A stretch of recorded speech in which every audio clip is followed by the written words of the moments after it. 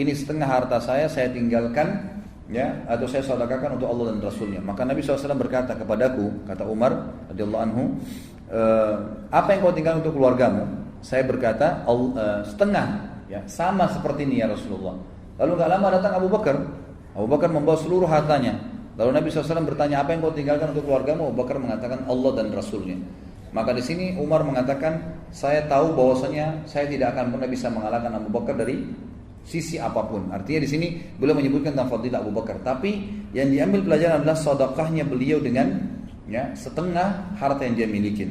Dalam kisah yang lain, Al-A'mash terkenal, ya, gurunya Imam Bukhari, ya, banyak ulama-ulama hadis ini. Rahimahullah, seorang ulama tabi'in pernah berkata, pada suatu hari Umar bin Khattab yang menyuruh seseorang Umar bin Khattab mendapatkan atau menyerahkan 22.000 dirham, ya. Seseorang memberikan kepada Umar bin Khattab 20.000 dirham, 22.000 dirham. Ini mungkin ukurannya sekarang sudah puluhan juta rupiah. Diberikan kepada Umar bin Khattab. Lalu Umar bin Khattab tidak berdiri dari tempat duduknya kecuali sudah membagikannya. Tidak ada satupun dibawa pulang ke rumahnya. Sedekah diserahkan kepada beliau untuk beliau pakai. Beliau serahkan sebelum berdiri dari tempatnya, beliau sudah bagi habis semua itu. Jadi ini termasuk, ya, beliau mensedekahkan seluruh harta yang dia miliki. Lalu ditanya, kenapa anda sedekahkan? Ya, satu waktu beliau paling gemar kalau ada uang beli gula yang paling digemar oleh Umar bin Khattab untuk disedekahkan. Selalu beli gula dibagikan kepada orang. Ya, ini lebih banyak dilakukan oleh Umar bin Khattab. Lalu ditanya, kenapa anda bersedekah dengan gula? Beliau mengatakan, karena aku sangat menyukainya. Dan Allah berfirman dalam surah Al-Imran, ya, ayat 92, A'udzubillahi minasyaitonirrajim, lan tanalul birra hatta tunfiqu mimma tuhibbun. Kalian tidak akan mendapatkan kesempurnaan pahala sampai kalian menginfakkan apa yang kalian paling cintai. Juga Umar bin Khattab pernah menyuruh Abu Musa al-Ash'ari membeli seorang hamba sahaya wanita. Pada saat itu dari tawanan Jalula, salah satu, ya, peperangan dulu terjadi zaman Umar bin Khattab, dan banyak sekali harta rampasan perangnya. Maka Umar bin Khattab menyuruh membeli salah satu budak wanita. Lalu Umar bin Khattab memerdekakannya, ya, sambil berkata, membaca firman Allah, lan tanalul birra hatta tunfiqu mimma tuhibbun. Kalian tidak akan mendapatkan sempurnaan pahala sampai kalian menginfakkan apa yang paling kalian cintai. Kemudian juga sikap Umar bin Khattab pada saat meninggalnya Nabi SAW. Tentu ini kisah panjang, saya ringkaskan. Waktu Umar bin Khattab radhiyallahu anhu melihat atau mendengar berita Nabi SAW sakit keras dan akan meninggal dunia, dan pada saat itu sudah meninggal dunia, Nabi SAW sudah meninggal ceritanya. Lalu banyak orang simpang siur, yang mengatakan Nabi sudah meninggal, yang mengatakan belum. Umar bin Khattab waktu itu sulit menerima keadaan. Maka beliau berdiri dan berteriak sambil berkata, sesungguhnya beberapa orang munafik mengira bahwa Rasulullah SAW telah wafat. Padahal Rasulullah SAW tidak wafat, tapi beliau pergi kepada Rabbnya sebagaimana Musa bin Imran pergi menghadap kepada Rabbnya, lalu dia meninggalkan kaumnya selama 40 malam. Kemudian dia kembali kepada mereka setelah sebelumnya dikatakan telah wafat. Demi Allah, Rasulullah SAW pasti kembali. Sungguh, beliau akan memotong tangan dan kaki orang-orang yang mengatakan bahwa beliau telah wafat. Ini disebutkan dalam Ibnu Hisham, juga Ibnu Ishaq, dan diriwayatkan oleh Ibnu Sa'ad dalam Tabaqat, dan disahihkan oleh Ibnu Hibban. Jadi Umar bin Khattab itu sangat panik, dia mengatakan itu. Maka orang jadi ragu, takut dengan Umar bin Khattab. Umar sambil menghunuskan pedangnya. Pada saat itu Abu Bakar pun belum datang, dan orang-orang menyampaikan kepada Abu Bakar, hai Abu Bakar, datanglah melihat Nabi SAW. Kami tidak tahu beritanya dalam rumah di kamarnya Aisyah. Tidak ada yang tahu simpang siur meninggal atau tidak. Dan Umar bin Khattab sedang marah, mengangkat suaranya, ya, di depan rumah Nabi SAW, dan mengancam siapapun yang mengatakan Nabi SAW telah meninggal akan dipenggal lehernya. Maka Abu Bakar pun datang, lalu masuk ke rumah Nabi SAW, tepatnya di rumahnya Aisyah, anak beliau. Aisyah lagi ada di situ, lalu bertanya, bagaimana Rasulullah? Kata Aisyah sudah meninggal. Lalu dilihatlah oleh Abu Bakar, dilihat Nabi SAW sudah meninggal. Lalu Abu Bakar mencium kening Nabi SAW, kemudian menutup dengan kain dan memastikan Nabi SAW sudah meninggal. Lalu Abu Bakar berkata, sungguh wahai Rasulullah, engkau telah merasakan sekarang lebih tentram daripada sebelumnya. Lalu keluarlah Abu Bakar. Abu Bakar mengucapkan kalimat yang jelas, ya, yang beliau mengatakan amma ba'd, ya, beliau teriak dengan suara keras atau memanggil, mengatakan, Umar lagi mondar-mandir pegang pedang nih. Kata Abu Bakar, wahai Umar, tenanglah, ala rizkika, tenanglah. Umar tak mau dengar, dia nggak tahu kalau Abu Bakar yang ngomong nih. Enggak, pokoknya dia tetap sampai Abu Bakar, waktu itu ada dua riwayat, menepuk pundak Umar. Waktu Umar melihat, langsung Abu Bakar langsung dia duduk mendengarkan. Riwayat yang lain dikatakan Umar gak mau, mondar-mandir, dia tetap marah gitu kan, dalam kondisi dia tidak bisa menahan dirinya. Maka pada saat itu orang-orang pun pada saat lihat Abu Bakar mengurumuni Abu Bakar, meninggalkan Umar waktu itu, karena orang sudah takut sama Umar pakai pedang, gitu kan. Sementara Abu Bakar datang dan mau bicara. Abu Bakar terkenal dengan kelembutannya. Maka Abu Bakar berkata, "Amma ba'd, siapa yang menyembah Muhammad, ketahuilah bahwasanya Muhammad telah mati, dan siapa yang menyembah Allah, maka Allah itu hidup dan tidak akan pernah mati." Lalu Abu Bakar membacakan ayat, "A'udzubillahi minasyaitonirrajim, wa ma Muhammadun illa rasulun qad khalat min qablihi ar-rusul, afa in mata aw qutila anqalabtum ala aqabikum, wa may yanqalib ala aqibaihi falan yadurrallaha syai'a wa sayajzillahu syakirin." Muhammad itu hanyalah seorang utusan Allah dan telah berlalu sebelumnya banyak utusan-utusan Allah.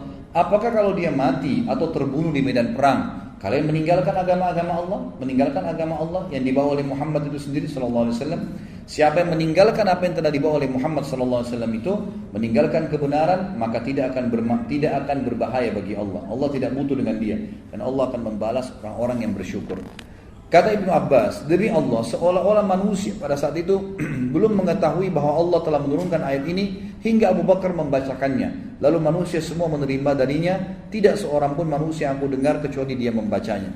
Ibnu Musayyib rahimahullah berkata, Umar berkata, demi Allah, begitu aku mendengar Abu Bakar membacanya, aku langsung lemas. Kedua kakiku tidak mampu menyangga tubuhku sehingga aku jatuh ke tanah ketika aku mendengarkan dan aku mengetahui bahwasanya beliau sudah wafat sallallahu alaihi wasallam. Tapi ini kisah bagaimana kedudukan Umar atau posisi Umar pada saat menghadapi matinya Nabi sallallahu alaihi wasallam. Tapi yang bisa diambil pelajaran adalah bagaimana beliau mendengar pada saat datang ayat langsung tunduk. Umar bin Khattab langsung mendengarkan firman Allah Subhanahu wa taala. Ada juga kisah tentang bagaimana Umar membaiat Abu Bakar. Saya ringkaskan kisahnya adalah waktu Nabi SAW meninggal, orang-orang Ansar berkumpul di Bani Thaqifah. Bani Thaqifah ini sampai waktu saya masih mahasiswa kemarin, tahun 90 sampai 9, terakhir sampai tahun 98, 97 saya masih lihat masih ada sebenarnya. Ada sebuah kebun kurma gitu di dekat perpustakaan Raja Abdul Aziz. Dulu tuh tempat Bani Thaqifah, tempat orang-orang Ansar berkumpul, tapi sekarang sudah masuk perluasan masjid. Intinya adalah di situ dulu ada Bani Thaqifah, orang-orang Ansar berkumpul. Mereka saling bermusyawarah ingin memilih pimpinan mereka, ya. Sa'ad bin Mu'adz radhiyallahu anhu memilih sebagai khalifah mengganti Nabi SAW. Lalu waktu Abu Bakar dan Umar dengar, Abu Bakar langsung mengajak Umar, ayo kita ke sana. Ya, datanglah mereka berdua ke Bani Thaqifah. Lalu Abu Bakar bersuara mengatakan setelah berbicara, amma ba'd, seterusnya lalu mengatakan, wahai orang-orang Ansar, kami mendengar kalian sudah bersatu untuk mendirikan atau menjadi pengganti Nabi SAW. Ketahuilah, Allah telah menyebutkan dalam Al-Quran, ya, was-as-sabiqunal awwaluna minal muhajirin wal ansar. Allah telah menyebutkan orang-orang yang terdahulu dari muhajirin dan ansar. Allah mendahulukan kami muhajirin daripada kalian ansar. Berarti yang mestinya kita lakukan adalah pemimpin dari muhajirin dan wakil dari ansar. Wakilnya dari ansar. Saya memilih agar Umar ini yang kalian pilih, karena Umar ini orang yang paling patuh dengan Allah menurut saya. Maka melihat kejadian tersebut, Umar langsung berdiri memegang tangan Abu Bakar mengatakan, wahai orang-orang Ansar, siapa kira-kira yang mau, yang berani, gitu kan, yang berani mendahului Abu Bakar untuk jadi khalifah. Sementara waktu Nabi SAW mau meninggal, Nabi SAW menyuruh dia menjadi imam, dan dia adalah temannya Nabi di gua pada saat hijrah, ya, di Gar Thur, gitu kan. Waktu itu. Jadi siapa yang bisa mengganti? Siapa yang bisa kira-kira di antara kalian menganggap lebih afdal daripada Abu Bakar? Semua sahabat diam. Lalu Abu Umar mengatakan, saya membaiat Abu Bakar. Ulurkan tangan Abu Bakar, lalu diulurkan. Lalu kemudian orang-orang Ansar semua membaiat Abu Bakar. Dan pada saat itu ulama menanggapi mengatakan, selama Abu Bakar jadi khalifah, maka Umar bin Khattab menjadi atau panen pahalanya karena dia menjadi penyebabnya. Umar bin Khattab di zaman khilafahnya Abu Bakar diangkat menjadi hakim. Dan ulama sepakat mengatakan dialah hakim pertama dalam Islam. Jadi orang-orang seperti ini yang tegas perlu diangkat menjadi hakim. Dan ini diriwayatkan oleh Imam Bukhari. Juga pada saat Abu Bakar meninggal, Abu Bakar menyerahkan khilafah kepada Umar sebagaimana kita ketahui. Dan Ibnu Jauzi juga mengatakan, ketika Abu Bakar menginginkan hal tersebut, yang menyerahkan khilafah, maka dia memanggil Abdurrahman bin Auf. Tanya, wahai Abdurrahman, kira-kira bagaimana pendapatmu tentang Umar? Dan ini sebuah pelajaran besar juga yang kita ambil di sini, ya. Seorang yang kenal baik pada orang lain pun tidak ada salahnya dia bermusyawarah dengan orang yang lain lagi yang mengenalnya. Di sini Abu Bakar sudah sangat kenal kepada Umar bin Khattab dan dia mau menunjuk sebagai khalifah. Tapi tetap dipanggil sahabat Nabi yang lain, Abdurrahman bin Auf yang juga dijamin masuk surga. Ditanya, bagaimana pendapat kau Abdurrahman tentang Umar? Berkatalah Abdurrahman, demi Allah, dia lebih baik dari apa yang engkau fikirkan tentang seorang laki-laki sekalipun dia sangat keras. Lalu Abu Bakar memanggil lagi Uthman, tanya Uthman, bagaimana pendapatmu tentang Abu Umar? Maka berkatalah Uthman, Anda lebih tahu. Lalu Abu Bakar bilang dipaksa, saya tanya kamu demi Allah, jawab, bagaimana pendapatmu tentang Umar? Lalu Uthman berkata, ya Allah, ilmuku tentangnya ialah bahwa apa yang dia sembunyikan lebih baik daripada apa yang nampak darinya. Bahwa di antara kita tidak ada orang yang semisal dengannya. Lalu Abu Bakar berkata, kalau begitu tulislah, semoga Allah merahmatimu. Ini yang ditulis oleh Abu Quhafa, Abu Bakar di akhir hidupnya kepada kaum muslimin agar mereka memilih orang yang terbaik di antara mereka adalah Umar bin Khattab. Itu ringkas ceritanya. Lalu akhirnya pada saat dia mau mengatakan saya menunjuk pingsanlah Abu Bakar. Lalu Uthman bin Affan menulis nama Umar bin Khattab, ditulis wasiat itu. Gak lama kemudian Abu Bakar sadar, lalu Abu Bakar mengatakan, bacakan hai Uthman. Kata Uthman, aku meninggalkan wasiat agar kalian memilih Umar bin Khattab. Kata Abu Bakar, aku sangat tahu bahwasanya engkau khawatir kalau aku dari pingsan sudah meninggal dan tidak sempat mewasiatkan, dan engkau mengetahui Umar orang terbaik. Kata Uthman, iya. Maka Abu Bakar pun mengatakan, semoga Allah merahmatimu, dan jadilah dia menjadi khalifah. Ali bin Abi Thalib berkata, ketika ajal datang kepada Abu Bakar, dia melihat bahwasanya Umar lah orang yang paling mampu atasnya atau khilafah. Seandainya Abu Bakar bersikap nepotisme, niscaya dia mendahulukan anaknya. Dalam hal ini dia meminta pendapat kaum muslimin, ada yang rela dan ada yang tidak rela. Mereka berkata, apakah engkau wahai Abu Bakar akan mengangkat seorang pemimpin atas kami, seseorang yang keras, sementara engkau masih hidup? Apa yang engkau katakan kepada Rabbmu pada saat nanti dia bertanya kepadamu hari kiamat kalau kau dibangkitkan? Abu Bakar menjawab, aku berkata kepada Rabbku ketika aku menghadap kepadanya hari kiamat, Ilahi, wahai Tuhanku, aku telah mengangkat sebaik-baik hambamu atas mereka. Maksudnya ini tanggung jawabnya besar di mata Allah SWT. Lalu Ali melanjutkan, Abu Bakar menunjuk Umar sebagai penggantinya, maka Umar memimpin kami seperti dua sahabatnya, Rasulullah SAW dan Abu Bakar. Kami tidak mengingkari apapun atasnya. Setiap hari kami mendapatkan tambahan dalam agama dan dunia. Allah membuka belahan bumi dengannya dan melebarkan kota-kota. Dia adalah orang yang tidak takut karena Allah terhadap celaan orang-orang yang mencelahnya. Orang jauh dan orang dekat adalah sama dalam keadilan dan kebenaran. Allah Ta'ala menetapkan kebenaran atas lisan dan hatinya, sampai-sampai kami mengira bahwasanya ketenangan berbicara melalui lidahnya, dan bahwa di antara kedua matanya terdapat malaikat yang membimbingnya dan meluruskannya. Dan ini disebutkan oleh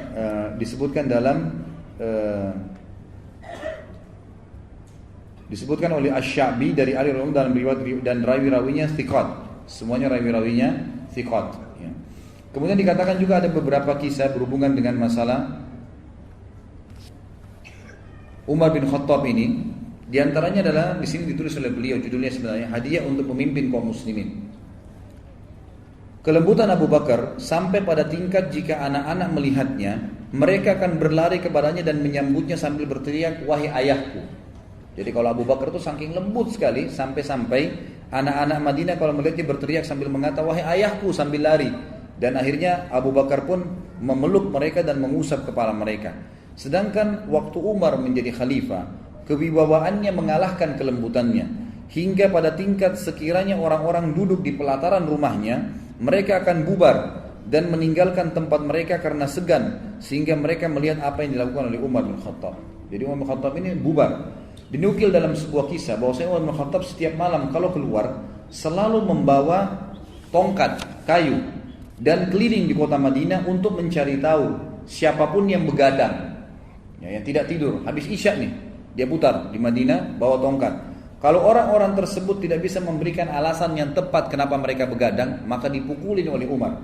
Sambil Umar mengatakan, apakah kalian begadang di sini, membuang-buang waktu kalian di awal malam sehingga kalian kehilangan kesempatan beribadah dengan Allah di akhir malam? Demi Allah bubarlah, dibubarin sambil dipukulin sama Umar. Kalau mereka punya alasan mungkin masalah takziah, ada orang sakit lagi dijenguk, maka Umar bin Khattab membiarkannya. Jadi Umar bin Khattab radhiyallahu anhu sangat tegas dalam masalah-masalah seperti ini. Kita bisa lihat sekarang ada beberapa yang berhubungan dengan rasa takutnya Umar bin Khattab kepada Allah Subhanahu wa taala. Utsman bin Affan berkata, dalam riwayat yang disebutkan atau disebutkan dalam Usudul Ghabah kitab Ibnu Athir dengan sanad yang sahih, juga disebutkan oleh Ibnu Athir dalam Al-Kamil. Dikatakan ini teman-teman yang pegang buku di halaman 244 ya sampai 255 riwayatnya di akhir paragraf. Di sini saya titik beratkan saksi bahasannya. Utsman bin Affan berkata, suatu waktu saya sedang berada di Madinah dan sangat panas cuacanya waktu itu. Kemudian saking panasnya, saya pun akhirnya melihat ke arah luar dari rumah, jendela rumah itu saking panasnya sampai saya memasukkan lagi wajah saya ke dalam, kena panasnya gitu. Lalu saya melihat dari kejauhan ada seseorang yang sedang menutup wajahnya dengan imamahnya dan sedang menggiring unta-unta yang sedang ada di kejauhan, panas sekali. Ya. Lalu saya pun berkata kepada para pengawal saya, siapa orang ini? Lalu pada saat kami mendekat atau orang itu mendekat, maka pengawal saya mengatakan atau orang-orangnya Utsman mengatakan, ya pegawainya dia Umar bin Khattab, Amir Mukminin. Lalu aku pun berkata, wahai Amir Mukminin, kata Utsman, kenapa Anda lakukan ini? Ada apa? Kata Umar, saya sedang mengambil atau menangkap 2 ekor unta zakat, ya. Yang unta zakat ini aku khawatirkan hilang. Maka aku ingin membawanya ke Bima. Bima ini bukan nama kota kita ya. Jadi Bima itu istilah bagi tempat penggemukan atau pengumpulan unta-unta zakat. Maka aku takut jangan sampai hilang dan Allah meminta pertanggungjawaban dariku hari kiamat. Maka Utsman pun berkata, wahai Amir Mukminin, singgahlah minum dulu kalau begitu dan berteduh, biar kami yang mengurus kedua unta itu. Kata Umar, kembalilah ke tempat teduhanmu, wahai Utsman. Utsman berkata waktu itu kembali ke dalam rumahnya kepada orang-orang di sekitarnya, barang siapa yang ingin melihat kepada seorang laki-laki yang kuat lagi amanah, hendaklah dia melihat kedua orang ini. Lalu dia kembali kepada kami dan merubahkan tubuhnya.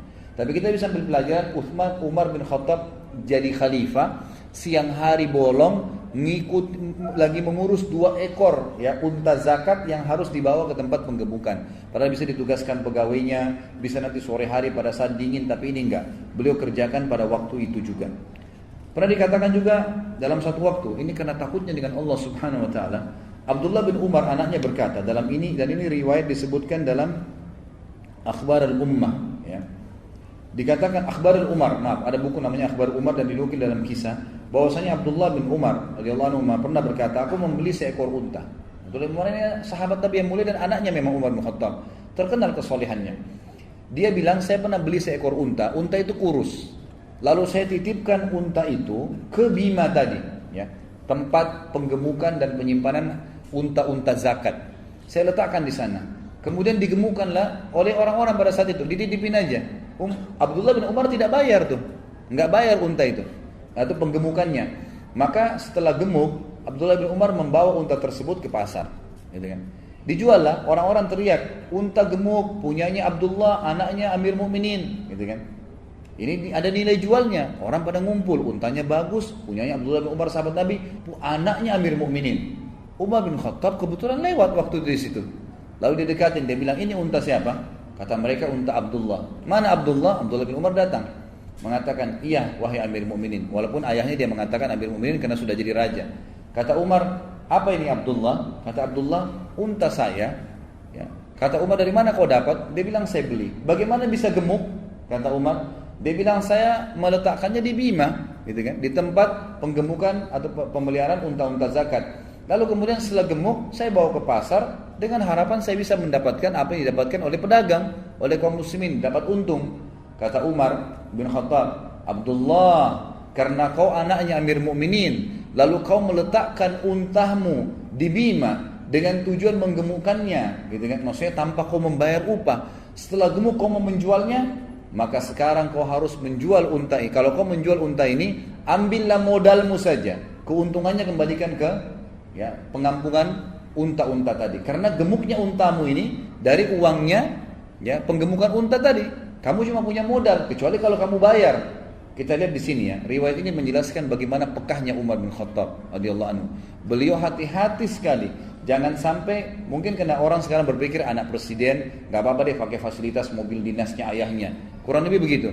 Kalau Umar bin Khattab ini mustahil dikasih kepada anak-anaknya, gitu kan? Karena memang beliau tahu ini tidak mungkin digunakan secara umum. Ini di antara riwayat. Abdullah bin Abbas juga mengatakan pernah didatangkan nampan di depannya Umar bin Khattab penuh dengan emas. Ada orang datang bawa emas. Ini pendapatan negara, penuh dengan emas-emas. Lalu bongkahan-bongkahan yang besar. Kata Abdullah bin Abbas, Umar pun memanggil saya mengatakan, wahai Ibnu Abbas, kesinilah. Ambil ini, bagikan kepada kaummu. Abdullah bin Abbas mengatakan, baiklah, saya sibuk membagikan harta tersebut. Lalu pada saat aku sibuk membagikan di hadapan Umar, tiba-tiba aku mendengarkan tangisan dari Umar yang berkata, ya Allah, aku tidak tahu kenapa engkau tidak mendatangkan emas ini kepada dua orang sebelumku, Rasulmu Muhammad SAW dan sahabatnya Abu Bakar. Ya. Tentu engkau tidak datangkan kepada mereka. Maksudnya kenapa emas ini enggak datang justru waktu Nabi jadi Nabi, waktu masih hidup? Kenapa bukan zaman Abu Bakar waktu jadi raja? Kalau ini datang di zaman mereka, engkau tidak datangkan di zaman mereka ya Allah, tentu kan engkau inginkan kebaikan buat mereka. Jadi tidak ada tanggung jawabnya. Sekarang engkau datangkan kepada aku tidak tahu ini kebaikan atau keburukan. Maka izinkanlah aku ya Allah untuk mengeluarkannya. Maka Abu Bakar Umar pun mengeluarkan semua tadi dari harta didapatkan pendapatan negara ya. Kalau kita pikir-pikir sekarang mungkin presiden bisa nikmatin sebagiannya. Ini sama sekali dikeluarkan, bahkan dia bermuhasabah, dia anggap itu sebuah fitnah yang tidak pernah datang kepada Nabi SAW dan Abu Bakar. Kemudian juga dikatakan dari Mujahid Umar bin Khattab berkata, ini dinukil dalam Ibnu Athir dalam kitab Usudul Ghabah. Usudul Ghabah ini jamak daripada asad, artinya singa ya. Usud itu jamak daripada asad, singa. Ghabah itu maksudnya hutan gitu. Jadi ini nama buku yang menarik memang tentang masalah sejarah-sejarah para sahabat dan Nabi SAW. Umar bin Khattab menghabiskan 20 dirham dalam sebuah perjalanan haji dilakukannya dari Madinah ke Mekah, dari Mekah ke Madinah. Mujahid berkata, kemudian dia menyesal dan dia menepuk satu tangannya ke tangan yang lain, menepukkan tangan kanan di tangan kiri. Dia berkata, kami memang berhak dikatakan telah berbuat israf atau pemborosan terhadap harta Allah Subhanahu wa taala. Riwayat yang lain, Abdullah bin Amr bin Rabi'ah berkata, aku melihat Umar bin Khattab memungut kulit biji gandum dari tanah. Dia berkata, seandainya aku bisa menjadi kulit gandum ini, seandainya aku bukan apa-apa, seandainya ibuku tidak melahirkanku. Kata para ulama, ini menandakan bukan menyesali dia hidup, tapi dia mengatakan kecilnya amal saya sampai-sampai besar tanggung jawab yang saya harus lakukan di depan Allah SWT. Kalau kulit ini tidak akan bertanggung jawab, gitu kan? Seperti itu gambarannya. Qatadah juga berkata, pernah satu kali ya, Umar bin Khattab datang ke negeri Syam. Dibuatkanlah sebuah makanan yang belum pernah dia lihat sebelumnya. Ketika makanan tersebut dihidangkan kepadanya, dia berkata, ini untuk kami. Lalu apa yang disiapkan untuk kaum muslimin yang miskin, yang tidak pernah merasa kenyang dengan roti gandum? Maka Khalid bin Walid berkata, surga untuk mereka. Maka Umar bin Khattab menangis mendengarkan kata-kata Khalid, surga buat mereka. Jika ini adalah bagian kami sedangkan mereka pergi ke surga, sungguh mereka telah meraih keutamaan yang sangat jauh. Lalu Umar bin Khattab pun meninggalkan makanan tersebut. Ya. Dalam kisah yang lain, ini ada beberapa kisah ya. Kisah yang ketujuh kurang lebih, Salim bin Abdullah berkata bahwasanya Umar bin Khattab memasukkan jarinya pernah memeriksa di dubur ya, di bagian belakang unta. Biasanya unta itu kalau mau diperiksa sakit atau tidak, dipegang bagian duburnya. Kalau unta itu kalau demam atau enggak, biasa ketahuan dari situ. Dengan cara tertentu lah orang-orang ini memahaminya. Umar bin Khattab memeriksa seekor unta sambil berkata, sungguh aku takut ditanya apa yang terjadi padamu oleh Allah SWT pada hari kiamat. Karena beliau pemimpin, beliau takut sampai unta pun, jangan sampai unta itu sakit dia tidak tahu sementara unta itu di bawah naungannya, gitu kan? Itu luar biasa bagaimana kita pikirkan keadilan beliau. Kisah yang selanjutnya yang ke-8 adalah terkadang Umar mendekatkan tangannya ke api. Lalu dia berkata, wahai Ibnu Khattab, apakah engkau bisa bersabar menghadapinya? Sambil Umar bin Khattab menangis. Jadi beliau sering mendekatkan tangannya ke api sambil mengatakan, apakah kau bisa sabar menghadapinya hai Ibnu Khattab? Muhasabah sambil menangis. Kisah yang selanjutnya Al-Bara' bin Masrur berkata, pada suatu hari Umar bin Khattab keluar, dia datang ke mimbar, pada saat itu dia sedang sakit. Lalu seseorang berkata kepadanya, wahai Amirul Mukminin, tidakkah Anda minum madu? Dan waktu itu kebetulan ada kantong kecil madu di Baitul Mal, di tempat penyimpanan harta.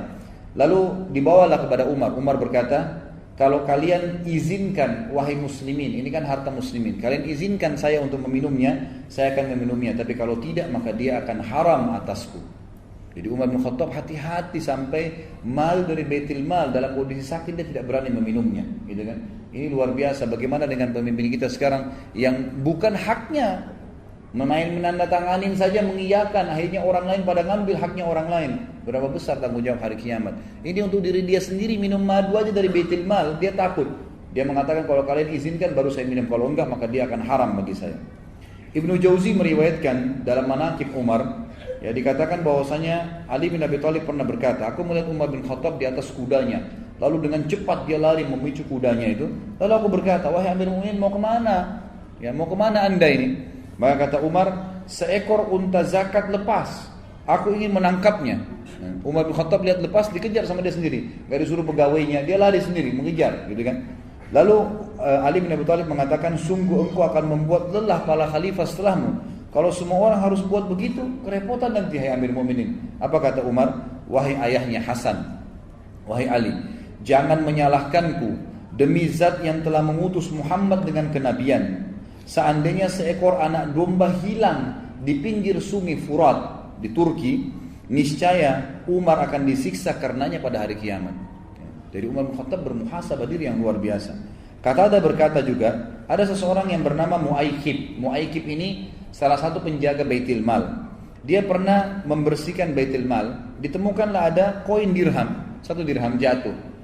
Abdullah bin Umar kebetulan lewat, ya. Lalu Mu'aikib ini dia tidak masukkan ke Baitul Mal, dikasih Abdullah bin Umar, nih ambil aja deh, yang gitu, disuruh bawa. Ya mungkin karena dianggap anak khalifah gitu kan. Kata Mu'aikib, belum selesai saya bersihkan Baitul Mal, tiba-tiba suaranya Umar datang dan membawa di tangannya koin dirham itu. Ternyata dia tanya anaknya, kamu dapat dari mana dan seterusnya gitu kan. Lalu dia bilang, wahai Mu'aikib, apa ini? Kata Mu'aikib, ini tadi ya saya lagi sapu bersih, ada di sini anak anda lewat saya kasih.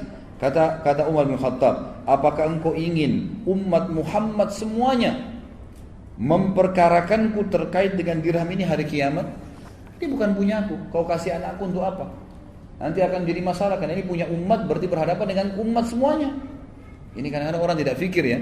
Kadang-kadang subhanallah dia ambil misalnya zakat mal, misalnya apalah, punyanya umat ini, bukan punya individu. Berarti dia bertanggung jawab dengan umat itu. Ada orang kadang-kadang nyalain satu kota. Tuh, orang Jakarta tuh begini. Satu kota dia berhadapan hari kiamat tuh. Berani benar, gitu kan? Nggak boleh sembarangan, jaga lisan, gitu kan? Tanggung jawabnya berat hari kiamat.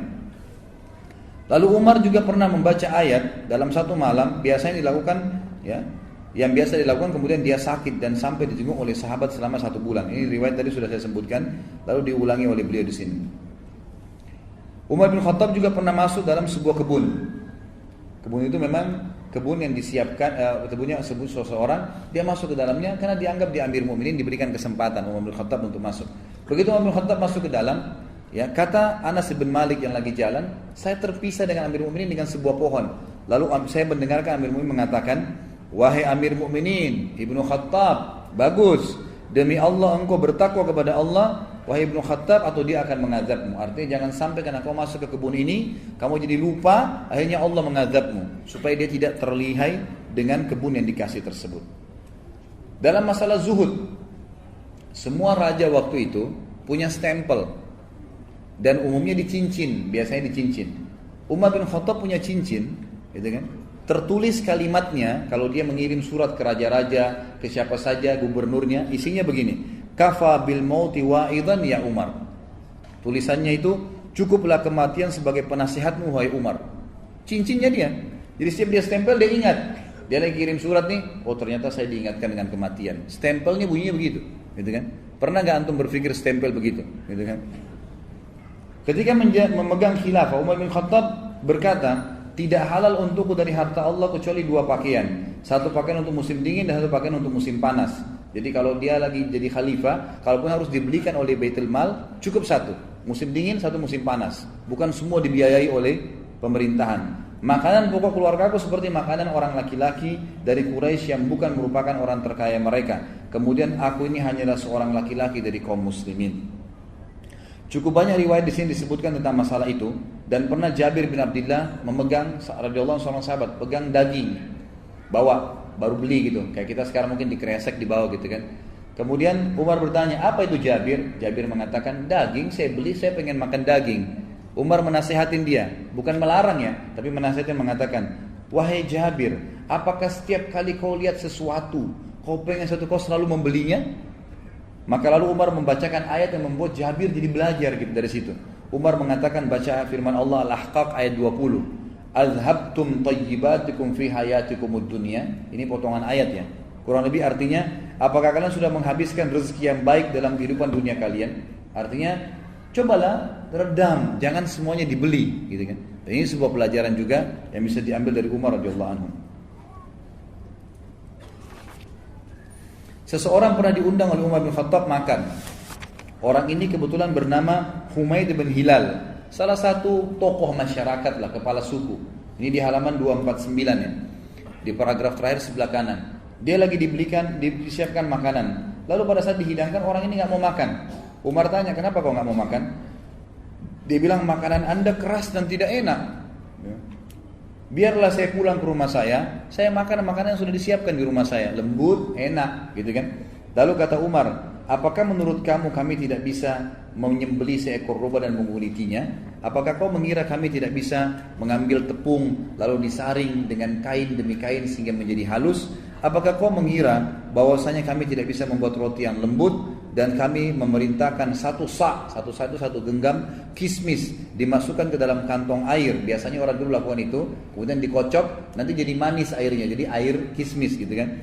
Apa kamu mengira kami tidak bisa melakukan itu sehingga nanti kami bisa merasakan nikmatnya seperti memakan daging rusa? Maka dia pun berkata, si orang tadi yang diundang itu, Humaid berkata, sungguh aku menangkap Anda ini orang yang tahu makanan enak, lalu kenapa harus ada makanan yang seperti ini? Kata Umar, benar demi zat yang jiwaku berada di tangannya, jika aku tidak takut amal baikku berkurang, niscaya aku akan mengikuti kemewahan hidup kalian. Tapi aku ini tidak berani seperti itu, karena takut nanti malah jadi lalai dan meninggalkan semua amal-amal kebaikan. Pada tahun Ramadan tahun peceklik ya. Waktu itu lagi tidak ada makanan, orang-orang jadi susah, hewan-hewan jadi pada kehabisan makanan. Umar bin Khattab radhiyallahu anhu hanya makan roti dan minyak sampai kulitnya menjadi hitam, gitu kan. Kemudian beliau berkata, seburuk-buruk pemimpin adalah aku jika aku kenyang sedangkan orang-orang kelaparan. Benar-benar mengagumkan dirimu wahai Umar, kata si penulis ini. Sangat luar biasa gitu. Dan beliau pernah berkata pada perutnya pada saat itu, kami tidak punya, sambil tepuk-tepuk perutnya sendiri, kami tidak punya makanan sehingga masyarakat tetap hidup.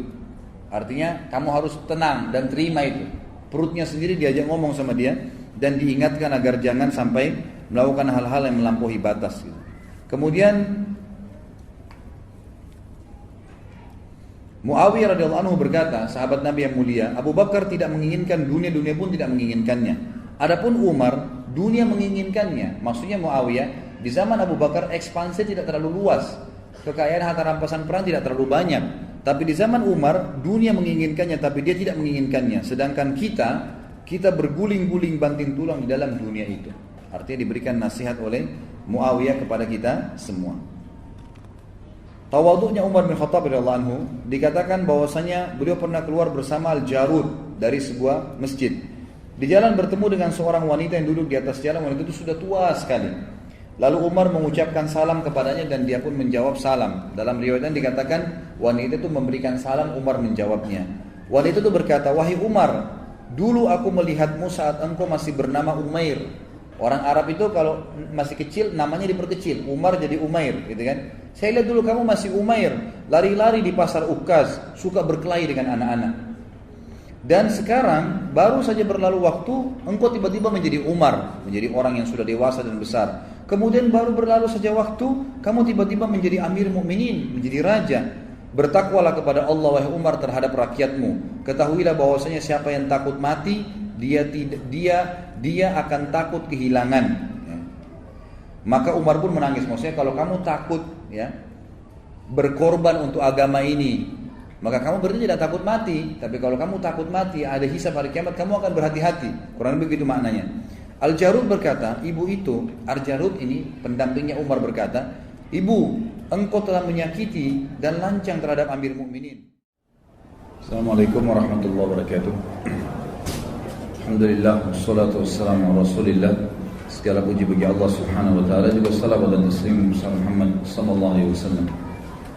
Masih melanjutkan Umar dan beberapa poin yang berhubungan dengan beliau sebelum membahas masalah meninggal dan mati syahidnya radhiyallahu anhu. Beliau juga punya kisah berhubungan dengan masalah mendidik diri beliau dan juga pemimpin-pemimpin yang biasa beliau atau yang sudah beliau tunjuk. Satu waktu pernah Umar bin Khattab memiliki anak yang bajunya sobek kemudian ditambal. Pada saat ditambal baju tersebut, keesokan harinya robek lagi, ditambal lagi yang kedua kalinya, sampai terdiri baju tersebut dari beberapa kali tambalan. Teman-teman anak Umar ini mengolok-olok anak Umar. Anak Amir Mukminin bajunya sobek, anak Amir Mukminin bajunya ditambal. Sampai anak Umar bin Khattab ini menangis pulang dan berkata kepada ayahnya, wahai ayahku, masih anak-anak, masih kecil. Teman-temanku mengolok-olok aku karena bajuku ditambal. Bisa gak ayah belikan aku baju? Kata ayahnya, kalau sekarang, kata Umar radhiyallahu anhu, kalau sekarang saya nggak punya uang oleh anakku untuk beli baju. Bayangkan untuk beli baju berapa dirham aja nggak pegang uang pada saat itu. Radhiyallahu anhu.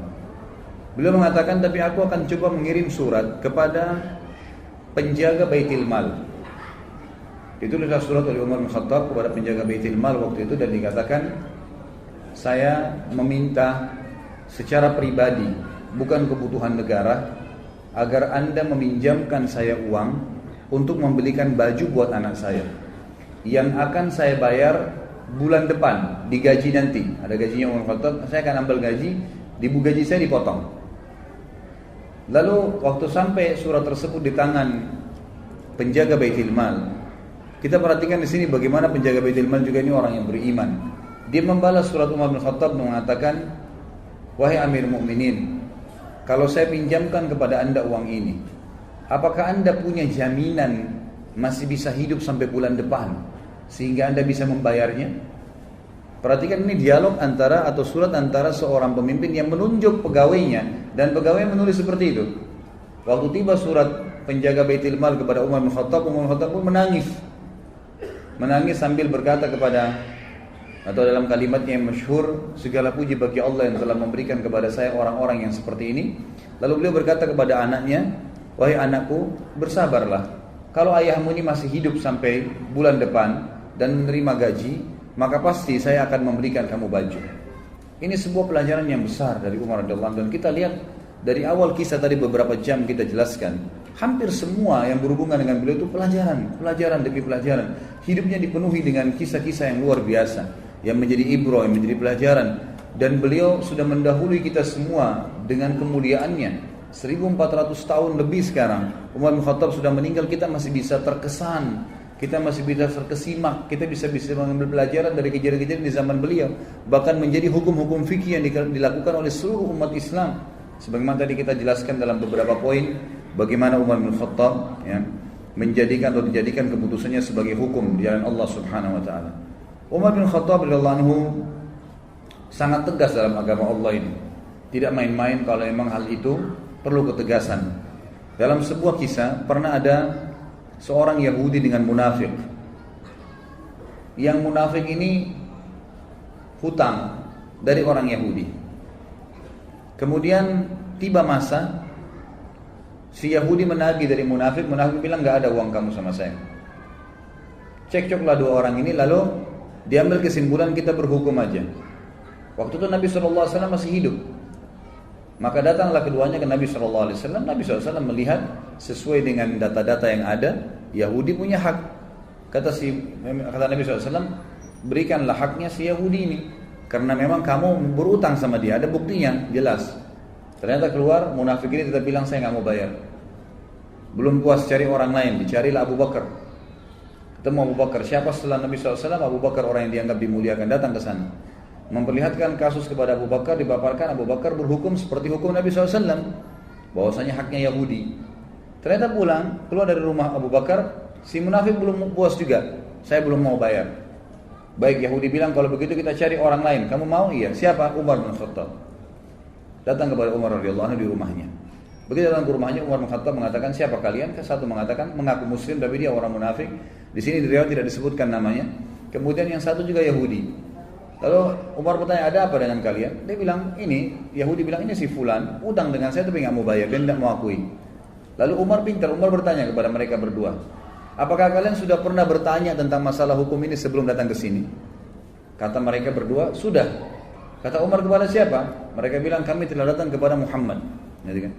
Kata Umar, apa hukumnya? Kata Muhammad memberikan hak kepada si Yahudi ini, kata si munafik, karena alasan-alasan yang sudah dipaparkan. Lalu kalian kemana lagi? Mereka berkata, kami sudah ke Abu Bakar. Apa hukumnya Abu Bakar? Sama saja dengan hukumnya Muhammad SAW. Lalu Umar berkata, untuk apa kalian datang kepada saya? Keduanya mengatakan, kami ingin berhukum. Umar bilang, baiklah, tunggu sebentar. Umar masuk ke dalam mengambil pedang, kemudian mengejar keduanya, akan menebas keduanya.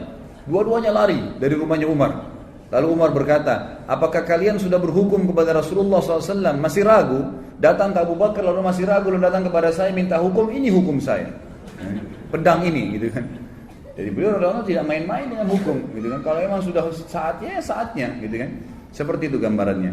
Dan tentu apa yang akan kita sampaikan, dipaparkan di buku ini, belum semua kisah Umar ternukilkan. Jadi bukan mustahil ikhwah-ikhwat sekalian, kalau anda pernah mendapatkan kisah lain tentang Umar asal riwayatnya sahih, itu tidak ada masalah.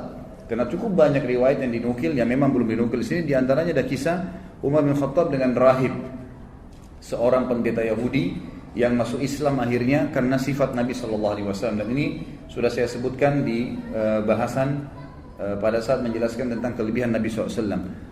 Ringkas ceritanya adalah ada seorang Yahudi yang pernah Nabi SAW utang dengannya 20 sak kurma. Satu sak kurma 2,5 kilo. Kemudian Nabi SAW sepakat akan dibayar di waktu tertentu. Ternyata belum tiba waktunya, orang Yahudi ini sudah datang, pendeta Yahudi sudah datang dan langsung berdiri di sebelah Nabi SAW, mencekik leher Nabi dengan sisa kain imamahnya alaihissalatu wassalam. Lalu orang-orang waktu itu lagi hadir di masjid dan semuanya pada melihat kejadian tersebut.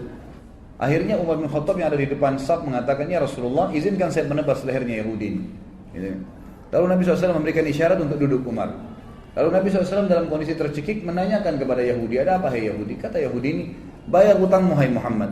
Kata Nabi SAW, kan belum tiba saat waktunya. Dia bilang, tetap saya mau dibayar sekarang. Maka Nabi SAW dalam kondisi duduk tercekik dan Yahudi ini berdiri menarik imamah beliau SAW, berkata kepada Umar, wahai Umar, pergilah ke Baitul Mal dan ambillah 20 sak kurma, bayarkan utang saya dan tambah 20 sak lagi. Kata Umar, ya Rasulullah, 20 sak pertama utang anda, 20 sak kedua untuk apa? Kata Umar, kata Nabi SAW, itu hukuman karena kau sudah menakut-nakuti dia. Kau tadi sudah mengancam akan menebas lehernya.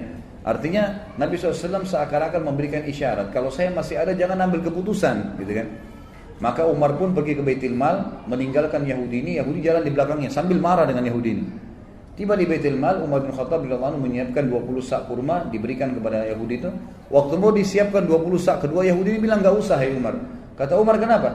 Dia bilang, Umar, apa kau tahu siapa saya? Kata Umar, saya enggak mau tahu siapa kamu. Dalam kondisi marah gitu kan. Langsung dia sebutkan namanya, saya Fulan bin Fulan. Namanya ini kebetulan nama salah satu pendeta Yahudi yang terkenal sudah lama masuk Islam. Kata Umar, saya tanya kamu atas nama Allah, apakah kau dia? Dia bilang, iya. Bukankah kau tahu itu adalah Rasulullah sallallahu alaihi wasallam? Kata dia, ya saya tahu. Lalu kenapa kau lakukan perbuatan tadi sementara kau tahu adalah Nabi Allah? Kata si Yahudi, hai Umar, apa kau kira saya gila? Saya datang ke masjid kalian, mencekik Nabi dan Raja kalian di hadapan kalian. Saya sudah siap mati pada saat itu. Karena saya ingin membuktikan satu hal dari Muhammad yang belum saya temukan padanya. Semua ciri kenabian Nabi terakhir ada pada diri Muhammad. Semua sudah saya temukan. Fisiknya, tempat tinggalnya, nama-namanya, tinggal ada satu belum. Ghalaba hilmuhu ghadabu. Emosinya dikalahkan dengan kasih sayangnya.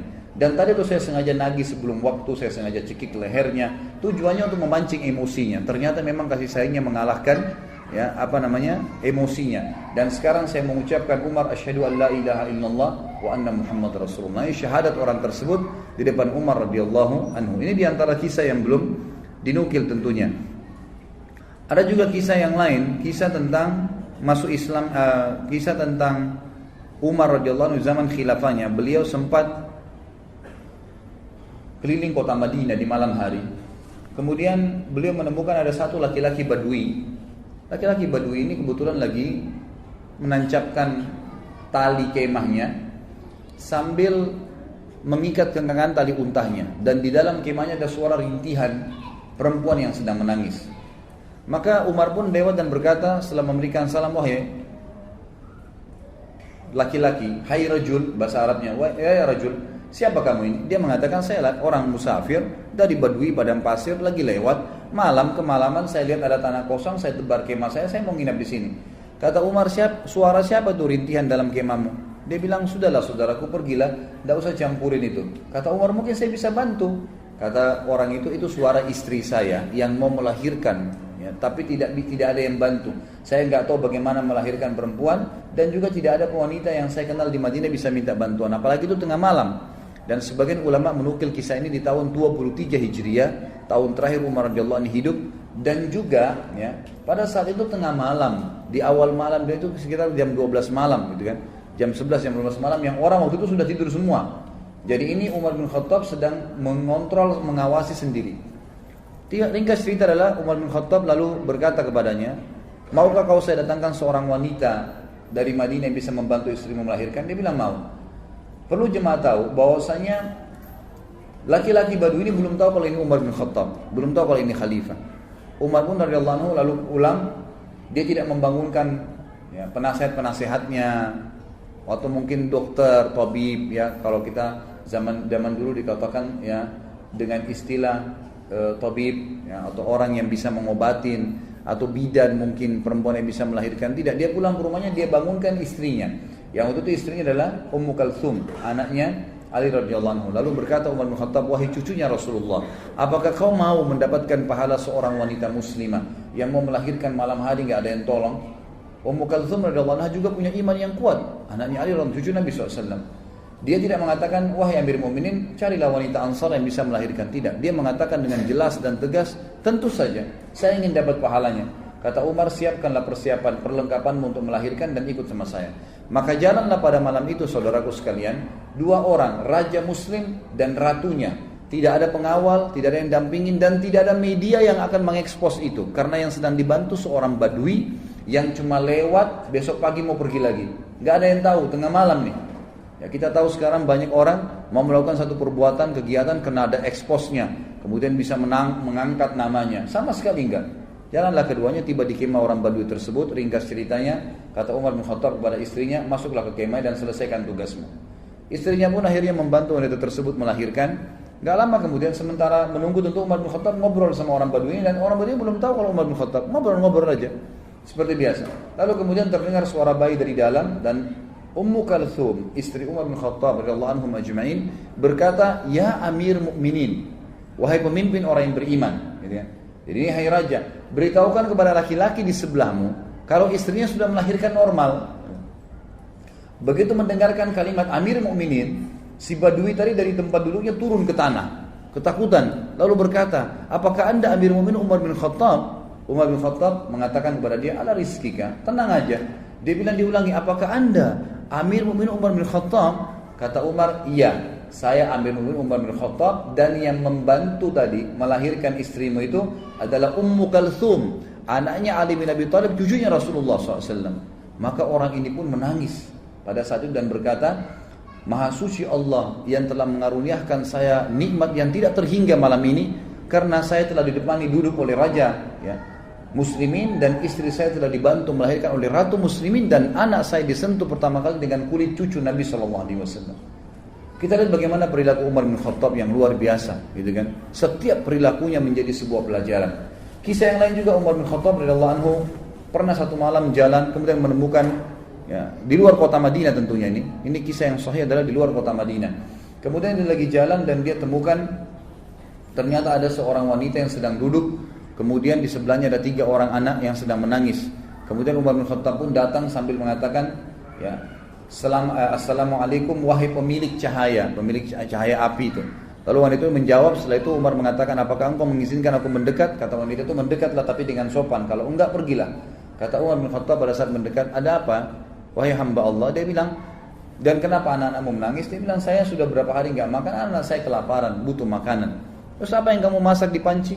Yang saya masak di panci sebuah batu yang saya masukkan supaya anak-anak saya kira saya masak, dan ini sudah 3 hari berjalan. Sementara Amir Mukminin tidak perhatian kepada kami. Dia tidak tahu kalau ini Umar bin Khattab. Lalu Umar pun berkata kepada temannya, kalau tidak salah itu bersama dengan Ubay bin Ka'ab. Mereka berdua lalu menuju ke Baitul Mal, mengambil kebutuhan muslimin, dipikul. Kemudian Umar berkata, angkatlah ke pundakku. Kata Ubay, biar saya yang angkat Amir Mukminin. Kata Umar, angkat ke pundakku sampai 3 kali. Ubay terus mengatakan, biar saya Amir Mukminin. Kata Umar, apa kau ingin memikul dosaku pada hari kiamat? Maka Ubay pun diam. Lalu pergilah mereka berdua ke sana. Lalu Umar bin Khattab, Allah dalam riwayat ini dikatakan meniup panci yang tadinya apinya sudah mulai redam, ya, sampai terlihat asap dan percikan-percikan api berada di antara jenggot beliau.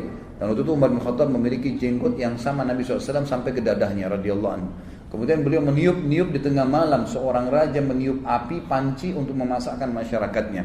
Setelah terbakar api tersebut, lalu Umar bin Khattab mengatakan kepada ibu tersebut, taburilah gandum di atas air. Lalu Umar yang mengaduknya. Terus diaduk sampai menjadi kental, menjadi makanan. Ditaruhlah garam, ditaruhlah segala kebutuhannya. Kemudian setelah itu diberikanlah makan oleh Umar bin Khattab. Dikatakan, berikan saya nampan, dikasih nampan, ditumpah. Kemudian diberikan makan anak-anak tersebut sampai semua kenyang. Setelah kenyang, kata Umar, ambillah ini semua. Lalu ibu tersebut berkata, sungguh demi Allah kau lebih baik daripada Amir Mukminin. Dia tidak tahu kalau ini Umar bin Khattab. Kata Umar, janganlah berkata begitu wahai ibu. Kalau kau satu waktu bertemu dengan Amir Mukminin, kau pasti akan menemukan saya ada di sana, gitu kan? Hanya begitu saja. Lalu Umar bin Khattab memegang tangan Ubay, sama-sama keluar. Kata Ubay, waktu Umar bin Khattab, Amir Mukminin meninggalkan tempat tersebut, lalu dia menyelip di antara semak belukar seperti binatang buas yang sedang mengintai mangsanya. Dilihat dengan teliti ke arah ibu tadi sama anak-anak itu. Lalu setelah itu dia lihat anak-anak tersebut yang tadinya nangis, tidur, bangun, bermain, ceria, gitu kan. Lalu Umar bin Khattab mengangkat kepalanya, ya, seakan-akan berhenti untuk memata-matai dan berkata, segala puji bagi Allah yang selamatkan saya dari orang-orang ini yang akan menuntut saya pada hari kiamat. Perilaku yang sangat luar biasa dari seorang yang beriman kepada Allah Subhanahu wa ta'ala. Dan cukup banyak kisah yang berhubungan dengan hal-hal yang seperti ini. Umar bin Khattab radhiyallahu anhu juga pernah memberikan pelajaran tentang masalah takdir.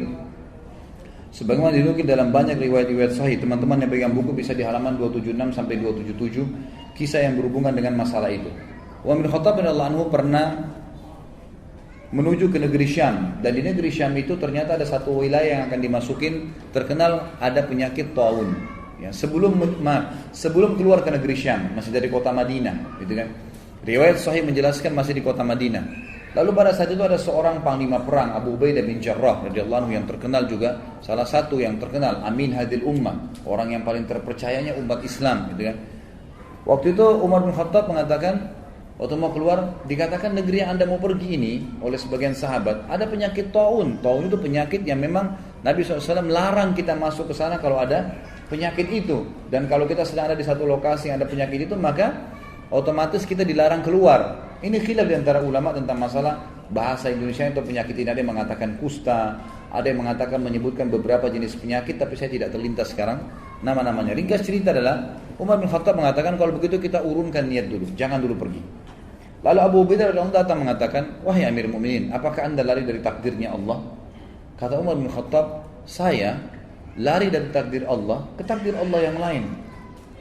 Nah, jadi maksudnya di sini, selama masih berhubungan dengan perilaku seorang hamba, perilaku pilihan, makan atau tidak, minum atau tidak, tidur atau tidak, keluar atau tidak, semua itu adalah pilihan ikhtiar, gitu kan? Kalau kita mau keluar ternyata khawatir ada gelap, badai, hujan, panaskah, kita lalu memilih lebih di rumah, berarti kita sedang memilih takdir Allah yang lain. Itu maksud Umar radhiyallahu anhu, kan gitu.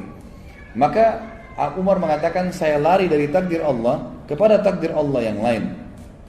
Lalu Umar berkata, wahai Abu Ubaidah, seandainya yang mengucapkan itu bukan kamu, artinya masa kamu yang bisa mengucapkan seperti itu sementara kamu ini adalah orang yang paling terkenal, gitu kan? Lalu akhirnya Umar bin Khattab pun membiarkan. Dalam riwayat yang lain Abu Ubaidah mengatakan, baiklah saya yang akan pergi ke sana. Maka dia pun berangkat. Umar bin Khattab sempat memeluk Abu Ubaidah, mengetahui ini pasti akhir hidupnya, gitu kan.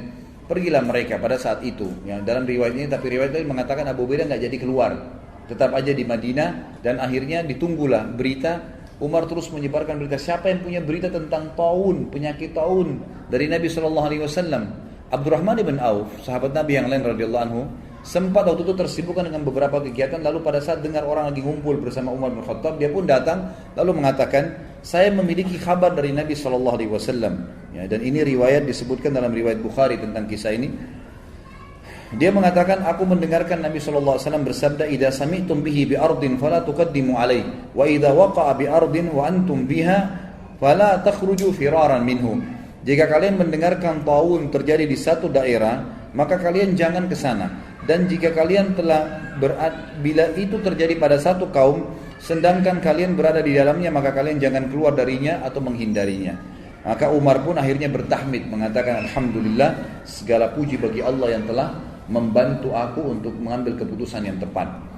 Juga Bapak Ibu sekalian, ada kisah yang menarik tentang, atau syubhat, seringkali kalau Anda baca buku sejarah, Anda temukan tentang, ada sering ahli-ahli sejarah Islam juga menulis buku yang mereka mengatakan Umar bin Khattab tidak menyenangi Khalid bin Walid. Tidak menyenangi Khalid bin Walid. Terbukti Umar bin Khattab melenserkannya dari jabatannya sebagai pimpinan perang. Penulis buku ingin meluruskan masalah itu. Beliau mengatakan ini pemahaman yang salah. Umar bin Khattab mencopot Khalid bin Walid dari jabatannya bukan karena Umar membencinya. Ya, nanti akan beliau katakan bukti. Tetapi Umar bin Khattab sendiri menyebutkan dalam riwayat, ya ini disebutkan dalam Tarikh At-Tabari, ya, disebutkan oleh penulis buku menukil dari situ ya. Beliau mengatakan Umar sempat berkata, sesungguhnya aku tidak mencopot Khalid karena kemarahan atau pengkhianatan, tapi orang-orang telah terfitnah olehnya. Aku khawatir mereka akan disandarkan kepadanya. Maksudnya nanti orang-orang menganggap Khalid bin Walid jadi penyebab menang perang. Jadi fitnah, orang sudah tidak bergantung lagi sama Allah. Maka aku copot gara-gara itu. Dalam riwayat lain dijelaskan bahwasanya pernah terdengar oleh Umar bin Khattab Khalid bin Walid ini berkhianat. Beritanya begitu di harta rampasan perang. Lalu Umar bin Khattab dari Madinah mengutus Bilal. Perlu ikhwah dan akhwat sekalian tahu, teman-teman tahu bahwasanya Khalid bin Walid ini dulu pimpinan, ya, tuan, sayyid di Mekah, gitu kan. Dan Bilal adalah seorang budaknya Umayyah bin Khalaf. Ya. Jadi dulu kondisinya tuh secara kejiwaan, ya, orang walaupun sudah masuk Islam, Bilal masih merasa Khalid bin Walid ini dulu tuan, gitu kan, terkenal.